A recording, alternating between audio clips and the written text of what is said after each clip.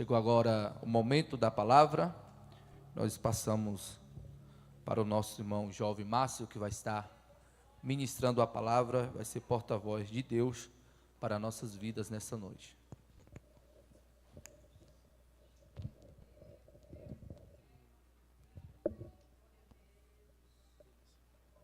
Glória a Jesus. Meus irmãos, minhas irmãs, recebam a paz do Senhor. Quero externar minha gratidão a Deus por esta oportunidade que Ele me concede de estarmos juntos para louvá-lo, exaltá-lo e glorificar o nome do nosso Deus.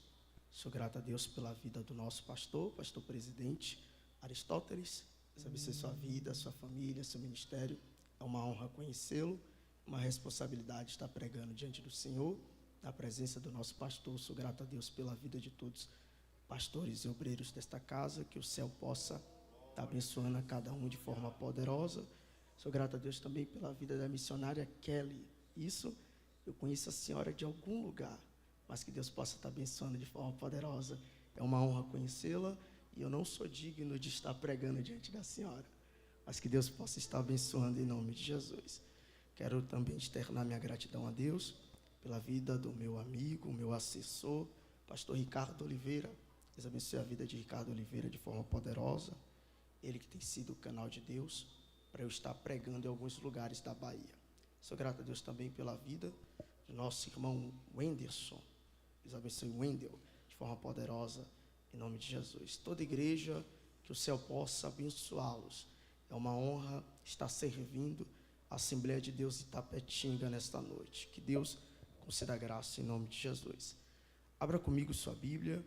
Evangelho segundo escreveu Mateus. Sou dali de Valença, congrego na Assembleia de Deus tem por sede, com o nosso pastor presidente, pastor Joel Leal. Estou debaixo da bênção do meu pastor para estar compartilhando uma porção da palavra de Deus com vocês. Evangelho segundo escreveu Mateus capítulo 14, verso de número 24.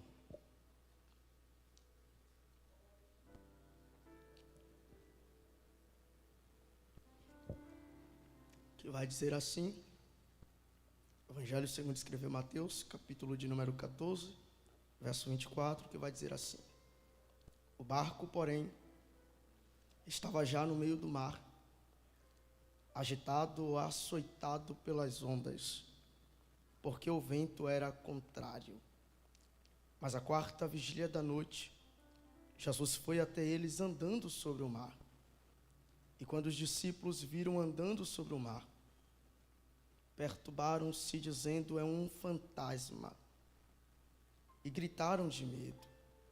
Mas imediatamente Jesus falou com eles, dizendo: tende bom ânimo, sou eu, não tem mais. Verso de número 29. E ele disse: vem. E Pedro, descendo do barco, andou sobre as águas para ir ter com Jesus. Mas ele, vendo que o vento era forte, teve medo e, começando a submergir, clamou, dizendo: Senhor, salva-me. Queridos, o contexto desta passagem se dá no seu capítulo 14, no verso de número 1, onde o texto nos relata que Herodes, o tetrarca, vai ouvir a fama de Jesus. E logo o texto, a partir do verso de número 2, vai nos informar que Herodes pensava que Jesus era João Batista que havia ressuscitado. Por isso, aqueles milagres que estavam sendo relatados, que Jesus fazia, era, na visão de Herodes, porque João Batista havia ressuscitado na pessoa de Jesus. Só que, porém, o texto começa a descrever como aconteceu a morte de João Batista. Herodes é conhecido como Herodes tetrarca, e este termo tetrarca significa alguém que governa a quarta parte do reino. ou alguém que governa uma região pequena. Herodes começa seu governo a partir do ano 4 a.C. até o ano 38 depois de Cristo. Ele é filho de Herodes o Grande e ele vai governar duas regiões. Ele governa tanto a região da Pérea como também governa a região da Galileia. E governando estas regiões, ele é também conhecido como não só o Herodes tetrarca, mas o Herodes Antipas. E há uma problemática na história de Herodes que se desenvolve, por isso que há um conflito com João Batista, porque Herodes, em sua viagem a Roma, ele fica hospedado na casa do seu meio-irmão Filipe. E hospedado na casa do seu meio-irmão Filipe, ele vai se apaixonar pela sua cunhada, conhecida como Herodias. Se apaixonando pela sua cunhada, ele pega a sua cunhada para que ela se torne sua esposa e a leva para a região da Galileia. É nesse momento que João Batista, como profeta que não se vende, começa a pregar dizendo: olha, de acordo com nossa lei, você está proibido. Proibido por quê? Porque segundo a lei dos judeus, um homem não poderia divorciar-se de sua esposa por qualquer motivo. Deveria ter uma carta relatando o motivo do divórcio. E Herodes era casado com a filha de Aretas, que era o rei árabe dos nabateus, e ele vai despedir sua esposa para se casar com Herodias sem nenhum motivo. Isso fazia com que ele fosse repreendido por João Batista. O segundo motivo é que, de acordo com as leis dos judeus, o homem não poderia casar-se com sua cunhada, a não ser se houvesse o processo onde o irmão morresse, para que acontecesse o que conhecemos como a lei do levirato. Mas fora isso, era proibido casar com sua cunhada enquanto seu irmão ainda estava vivo. Então Herodes está quebrando duas leis dos judeus. Isso faz o profeta que não se vende levantar-se, olhar para Herodes e dizer: você está em pecado, está errado. Herodes se incomoda, pega João Batista, coloca na prisão, e vai acontecer o aniversário de Herodes. Nesse aniversário de Herodes, ele chama os seus amigos para compactuar com ele e se alegrar em sua festa. E ele, juntamente com seus amigos, vão se embriagar. É neste momento que Herodias aconselha sua filha Salomé a dançar diante de Herodes e de seus amigos. Salomé dança diante de Herodes e de seus amigos, agradando Herodes. Herodes olha para Salomé e diz: o que é que você quer? Me pede e eu te darei, nem que seja metade do meu reino. Herodias responde dizendo: eu quero o quê? A cabeça de João Batista em uma bandeja. O coração de Herodes aperta, mas ele não pode voltar atrás de sua palavra. Ele então ordena aos seus servos para que estes servos vão até a prisão, decapite João Batista e traga numa bandeja a sua cabeça. Isso aqui é interessante porque um profeta está perdendo a cabeça. E senhores e senhoras, não é qualquer profeta que está perdendo a cabeça. Quem está perdendo a cabeça é o maior profeta. E o próprio Jesus testificou de João Batista dizendo: dos que nasceram de mulher, nenhum há que seja maior do que João Batista. O próprio Jesus testificou que João Batista era grande, portanto, depois de Jesus, ele é o maior profeta. Só que eu acho interessante que o maior profeta está perdendo a cabeça. E o que mexe comigo é um motivo que leva um grande profeta a perder a cabeça: a dança sensual de uma jovem. E meu pastor, o que me assusta é que nossa geração tem muitos dizendo que é profeta, mas perde a cabeça diante de uma dança sensual. O que mexe comigo é que tem muitos dizendo que é profeta, mas perde a cabeça diante de uma dança sensual no TikTok. Tem muitos dizendo que são profetas, mas perde a cabeça diante de uma dança sensual nos rios do Instagram. A notícia chega até Jesus de que não só o seu amigo, mas seu primo, pois João Batista era primo de Jesus, acabou morrendo. Jesus, como tinha duas naturezas, ele era 100% homem, também era 100% Deus. Não é 50% de cada natureza, 100% ele era perfeitamente Deus, assim como era também perfeitamente homem. Ele recebe essa notícia e essa notícia mexe consigo. É claro que tem algumas figuras de linguagem para indicar sentimentos humanos a Deus, o que chamamos na teologia de antropopatismo. Mas Jesus, em sua natureza humana, ele também tinha todos os sentimentos que nós sentimos hoje. Ao ponto que João, capítulo de número 12, ele diz: a minha alma está angustiada. E essa expressão ali no grego é algo que conota algo parecido a uma pré-depressão. Então Jesus desfrutava de todos os sentimentos que nós desfrutamos hoje.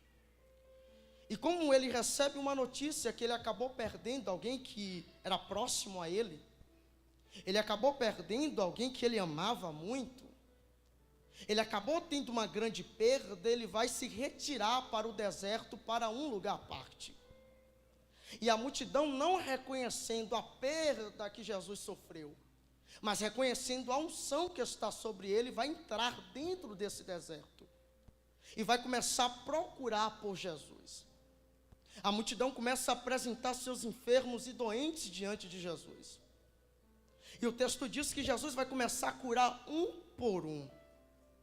Isso aqui é interessante porque quem está curando é alguém que está passando por um momento de luto. Quem está curando é alguém que está passando por um momento de dor. Quem está curando é alguém que está passando por um momento de perda. Mas meu pastor Aristóteles, isso aqui é interessante porque Jesus está olhando para a multidão que está vindo até ele e está dizendo: eu não posso deixar com que o luto impeça-me de exercer o ministério. Eu não posso deixar com que as perdas me impeçam de exercer o meu chamado. Eu não posso deixar com que as angústias me impeçam de exercer aquilo que o céu me chamou para exercer. E só nessa introdução eu percebo que estou pregando para pessoas que tinham tudo para não estar aqui nessa noite. Eu estou pregando para pessoas que estão passando por um momento difícil. Eu estou pregando para alguém que está passando por um momento de perda. Esse ano de 2024 não está sendo fácil para você. Você poderia estar em tantos outros lugares. Você poderia estar no sofá de sua casa. Você poderia estar chorando no travesseiro da sua cama. Você poderia estar trancada dentro de um quarto. Mas você olhou para Satanás e disse: eu não posso deixar com que as perdas me impeçam de exercer o ministério. Eu não posso deixar com que as perdas me impeçam de exercer aquilo que o céu me chamou para exercer. Eu não posso deixar com que as angústias me impeçam de adorar. Aí deu 6 horas da tarde, você pegou sua Bíblia, se arrumou e disse: eu vou lá exercer o que o céu me chamou para exercer. Eu vou lá adorar da forma que o céu me chamou para adorar.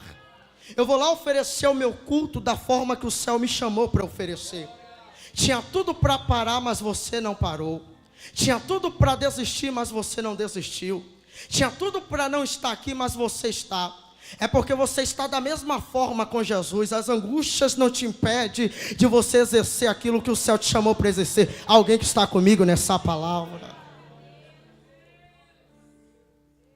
Só que essa multidão aqui é diferenciada. Essa multidão não apenas busca Jesus no deserto. Eles buscam, recebem a resposta da busca. E aí que quando eles recebem a resposta da busca, pois os enfermos são curados, eles poderiam neste momento ir embora. Eles poderiam neste momento dizer: já recebi a resposta, vou vazar. Eles poderiam neste momento dizer: já recebi a resposta, vou cair fora. Mas essa multidão é tão diferente, que essa multidão não apenas busca Jesus. Essa multidão decidiu permanecer com Jesus. Porque uma coisa é eu buscar, outra coisa é eu permanecer depois de obter a resposta da busca. Porque o nosso problema é que depois que a gente obtém a resposta da busca, a gente resolve olhar e dizer: não preciso mais ir para o culto, não preciso participar mais de campanha, não preciso participar de círculo de oração, não preciso mais estar adorando a Ele, não preciso estar mais jejuando. Só que essa multidão olhou e disse: a gente recebeu a resposta, mas a gente não vai embora depois da resposta. A gente vai permanecer depois da resposta. Mas o ambiente da permanência missionária Kelly é um ambiente um pouco complexo. Porque o ambiente que eles permanecem com Jesus não é em pastos verdejantes. O ambiente em que eles permanecem com Jesus é no deserto.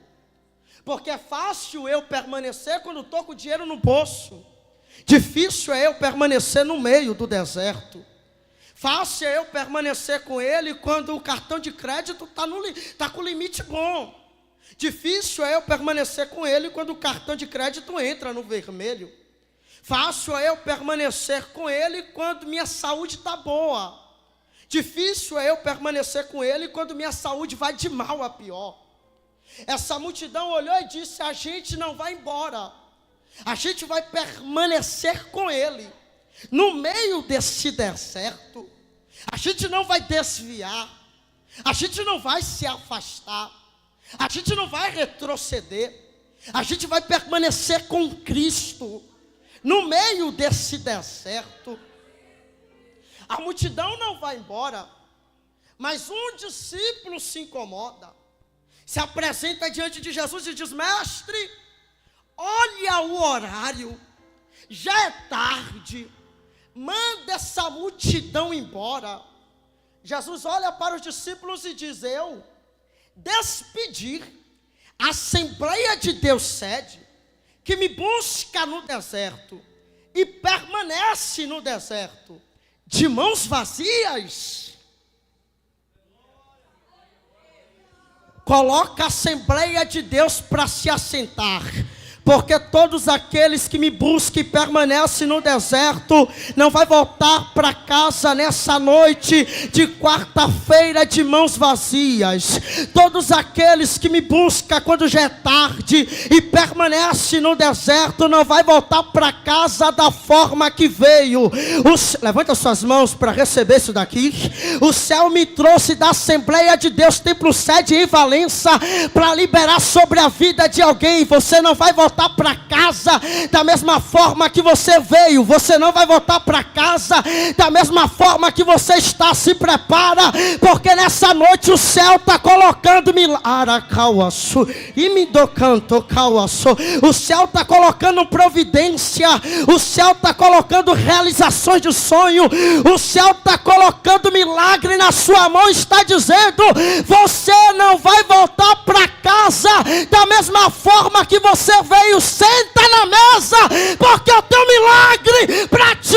Entregue. Só você que recebe essa palavra, abre a boca e faz o barulho que o inferno não gosta de ouvir.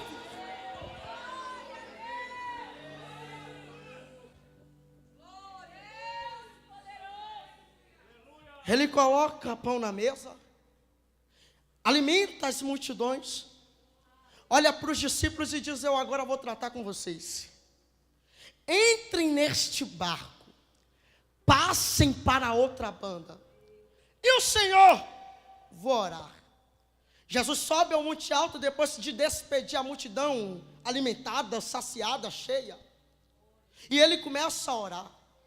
Os discípulos, obedecendo a ordem, entraram no barco, e quando os discípulos entram no barco, o texto diz que uma tempestade se levanta.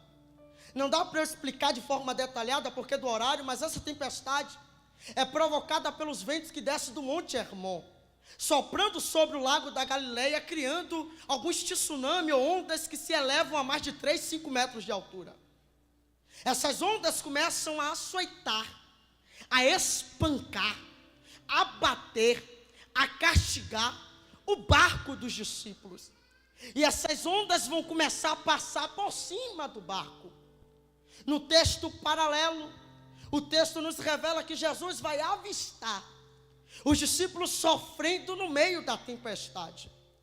Então quem está lá em cima está vendo os discípulos embaixo sofrendo. Quem está orando em cima do monte está avistando a dificuldade dos discípulos embaixo. E diz: eu não posso deixar a Assembleia de Deus continuar no meio dessa tempestade. Vai fazer o que, Jesus? O texto diz que ele desceu. Ele desce e começa a superar a lei da física, andando por cima das ondas, passando por cima da tempestade. Isso aqui é interessante, porque as ondas estão por cima do barco, as ondas estão por cima dos discípulos, mas Jesus está caminhando por cima das ondas. Vou repetir isso aqui. As ondas estão por cima do barco, as ondas estão por cima dos discípulos, mas Jesus caminha por cima das ondas. É Jesus nos ensinando uma lição. Qual é a lição? Para que ficar perdendo noite de sono? Para que continuar com essa insônia por causa da tempestade? Para que continuar com essa ansiedade por causa da tempestade? Para que continuar oprimido por causa da tempestade? Descansa, porque a tempestade que está por cima de você está debaixo dos meus... Ai, meu Deus, vou repetir isso aqui. Descansa, porque a tempestade que está por cima de você está debaixo dos meus pés. Aí o céu fez questão de marcar este culto para dar um choque de realidade e alguém dizer: você é filho, você é serva, não precisa perder noite de sono, não precisa ficar ansiosa, não precisa ficar aflita. A tempestade que te bate, a tempestade que te espanca, está debaixo dos meus pés, dos meus pés, dos meus pés, dos meus pés. Isso aqui é interessante, Márcio, por quê? Porque a tempestade está por cima do barco, mas está por baixo dos pés de Jesus. E por que é que está debaixo dos pés de Jesus? Simples, é porque quando os discípulos entraram no mar, você não vê no texto dizendo que os discípulos oraram. Os discípulos entram no meio da tempestade sem orar, mas quando Jesus sobe ao monte, o texto diz: e Jesus orou. Dá para você entender que quem ora não anda por baixo da tempestade, quem ora só anda por cima, por cima, por cima. Eu estou sentindo a graça de Deus aqui. Levanta as suas mãos. Eu tenho uma palavra do céu para te entregar nessa noite. Você é um ponto de interrogação na cidade de Tapetinga, porque as pessoas olham para você e se perguntam: como é que consegue andar por cima da crise? Como é que consegue andar por cima da tempestade? Como é que consegue andar por cima da dor? Como é que consegue andar por cima da aflição? É porque você ora, e quem ora não anda por baixo, quem ora só anda por... Cadê você que está andando por cima da tempestade? Cadê você que está andando por cima da tempestade? Eu deixo você adorar. Eu dou 15 segundos para você adorar. Abre a boca e adora, abre a boca e adora, abre a boca e adora. Adora aquele que te faz andar por cima da tempestade.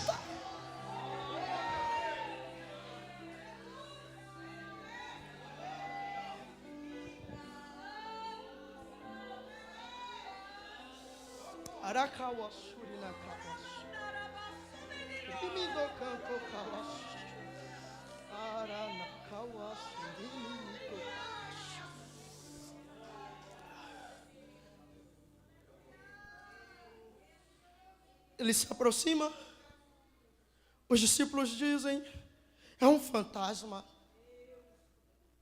Márcio, por que é que os discípulos dizem que Jesus é um fantasma? É porque as trevas e a escuridão da madrugada e a tempestade não está deixando eles reconhecer Jesus, nem avistar Jesus diante da tempestade. É por isso que eles confundem com o fantasma.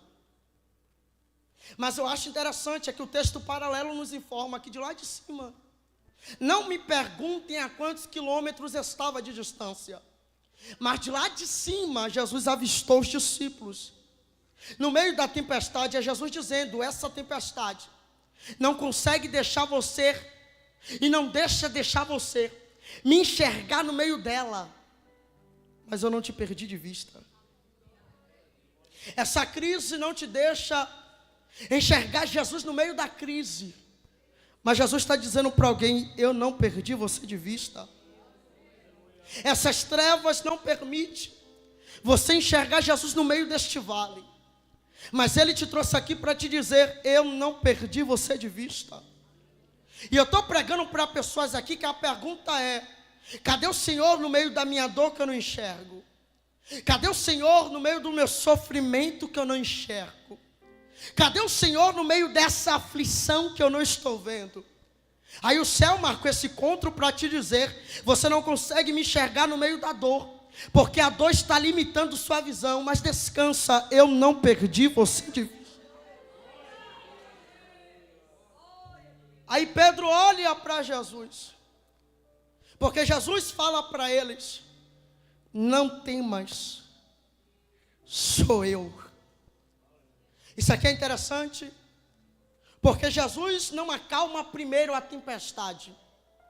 Há duas tempestades aqui no texto, pastor Aristóteles, que eu consigo perceber. A primeira tempestade é que está do lado de fora. A segunda tempestade é que está do lado de dentro, conhecida como medo. E Jesus, quando chega, Ele não começa acalmando tempestade do lado de fora. Antes de Ele dizer: vento, acalma-te, Ele olha para os discípulos e diz: acalma vocês. O que é que Jesus está nos ensinando, Márcio?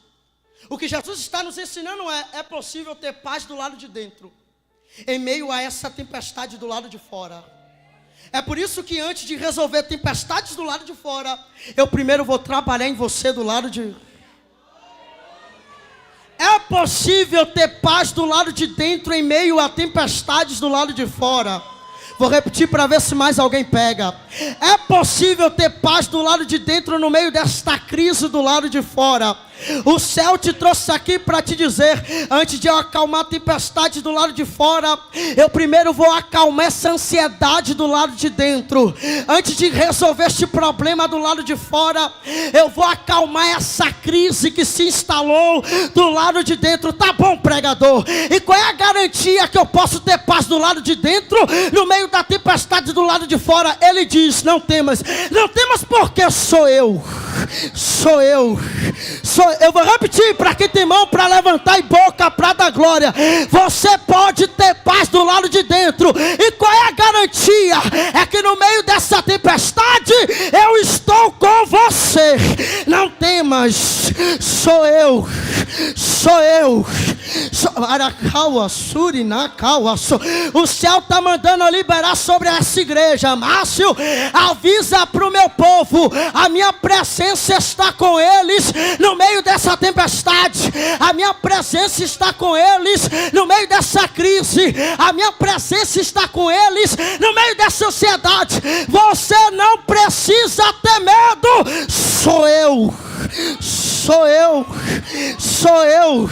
Sou eu. Pega na mão desse crente que está do seu lado, incomoda ele, incomoda ela, sacode ele e diga: o céu está com você no meio dessa tempestade. O céu está com você no meio dessa crise. O céu está com você no meio desse vale. O céu está com você no meio desse deserto. Não precisa ter medo. A presença te acalma.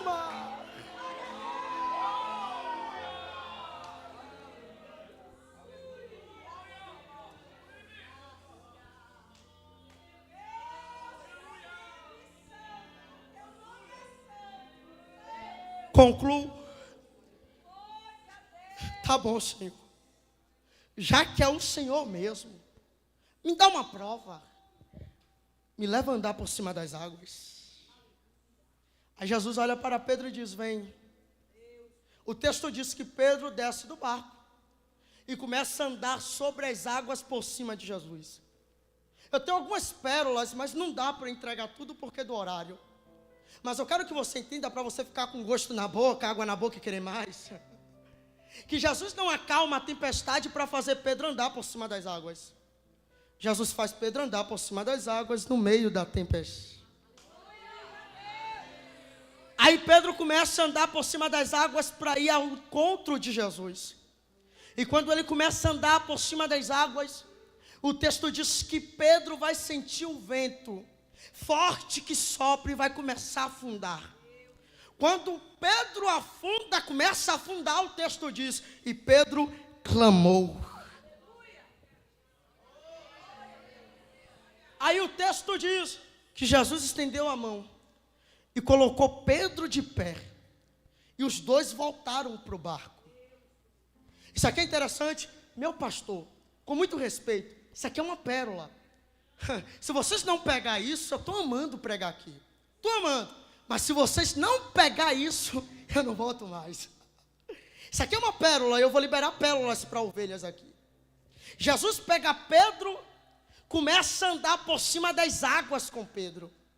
Isso aqui é interessante porque quando ele volta para o barco, Jesus não coloca Pedro no braço. Quando eles voltam para o barco, Jesus não coloca Pedro no ombro. Quando eles voltam para o barco, pode me ajudar só para fazer isso aqui.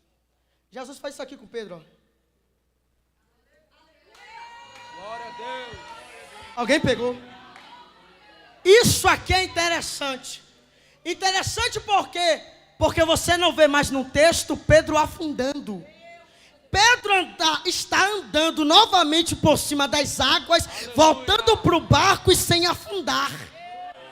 A pergunta é, Márcio, por que é que Pedro não afunda mais? Simples, é porque quando Pedro afundou, Pedro estava lá e Jesus estava cá. Aí Jesus disse, vem.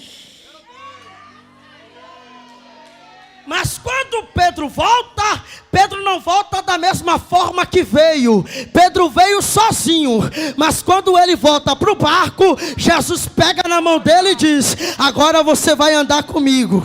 Agora você vai andar comigo. Agora você vai andar comigo. Me prova no texto Pedro afundando agora. Me prova no texto Pedro descendo agora. Me prova no texto Pedro naufragando agora. É porque só afunda quem quer andar sozinho. Só naufraga quem quer andar sozinho. Só se perde quem quer andar sozinho. Mas a Assembleia de Deus em Tapetinga, que anda de mãos dadas com Jesus, não afunda. A Assembleia de Deus em Tapetinga, que anda de mãos dadas com Jesus, caminha por cima das ondas no meio da tempestade. Caminha por cima das ondas no meio da tempestade. Aí o céu me trouxe aqui para dizer para alguém, você viu aquela pessoa afundando? É porque quis andar sozinho. Sabe por que tem pessoas perdendo a vida? É porque está querendo andar sozinho. Sabe por que tem casamentos sendo destruídos? É porque está querendo andar sozinho. Sabe por que tem família acabada? É porque está querendo andar sozinho. Mas se você andar de mãos dadas com Jesus, sopra vento, mas você não afunda. Sopra tempestade, mas você não afunda. A luta vem, mas você não afunda. O céu está dizendo para alguém, vai continuar querendo andar sozinho até quando? Vai continuar tomando decisões sozinho até quando? Vai continuar tomando atitudes sozinho até quando? Para de andar sozinha, para de andar sozinho e começa a caminhar de mãos dadas comigo, comigo, comigo, comigo, comigo, comigo. O convite do céu para a Assembleia de Deus nessa noite é, para de andar sozinha, para de andar sozinho e começa a andar de mãos dadas com Jesus. De mãos dadas com Jesus. De mãos dadas com Jesus. Você que está comigo nessa palavra, pega na mão desse crente que está do seu lado, segure e não largue, segure e não largue. Sacode ela e pergunta, confronta. Vai continuar andando sozinho até quando? Vai continuar andando sozinho até quando? Vai continuar tomando decisões e atitudes sozinho até quando? É noite de você começar a caminhar de mãos dadas com Jesus. Tem glória aí? Cadê os que estão andando de mãos dadas com Jesus? Cadê aqueles que estão caminhando de mãos dadas com Jesus? Cadê aqueles que mesmo que o vento sopre, olha para Jesus e diz: eu não vou embora. Ainda que a tempestade sopre, olha para Jesus e diz: eu não vou tomar atitude sozinho. Ainda que a crise venha, olha para Jesus e diz: eu vou permanecer no meio do deserto. Só você que está comigo nessa palavra, abre a boca e por 15 segundos faz o barulho que o inferno não gosta de ouvir.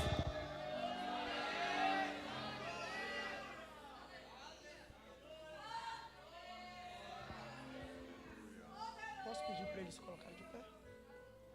Com a permissão do pastor, se coloque de pé. Eu encerro aqui.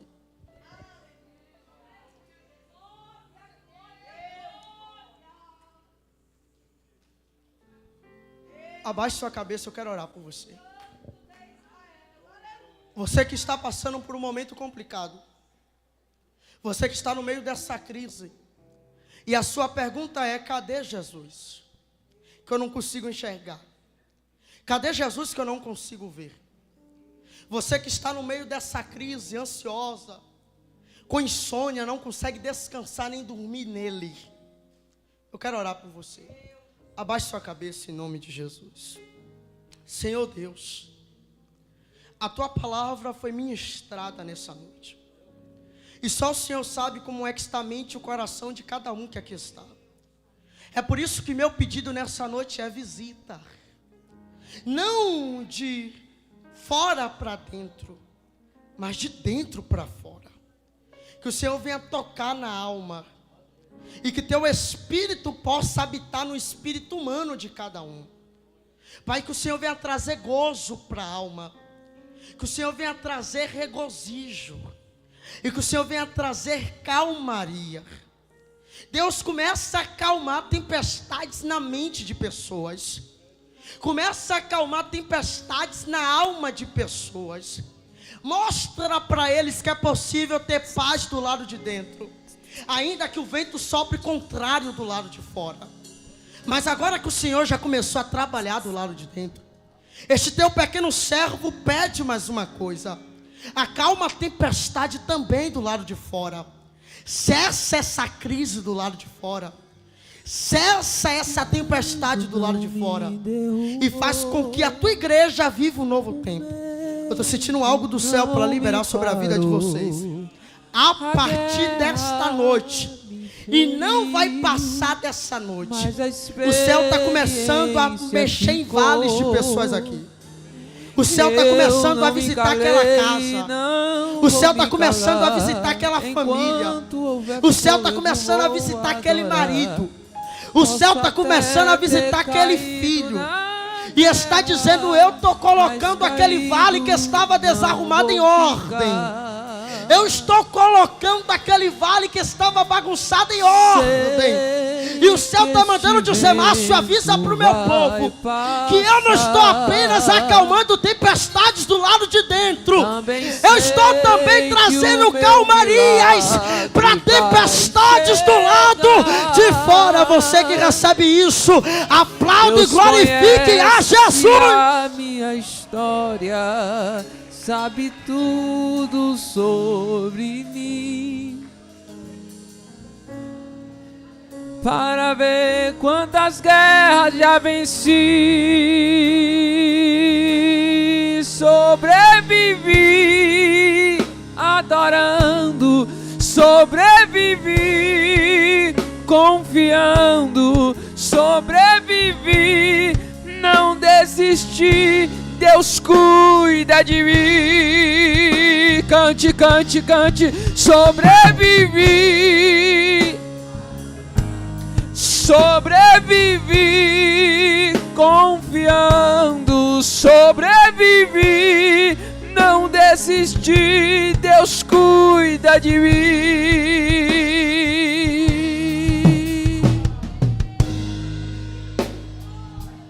Glória a Jesus.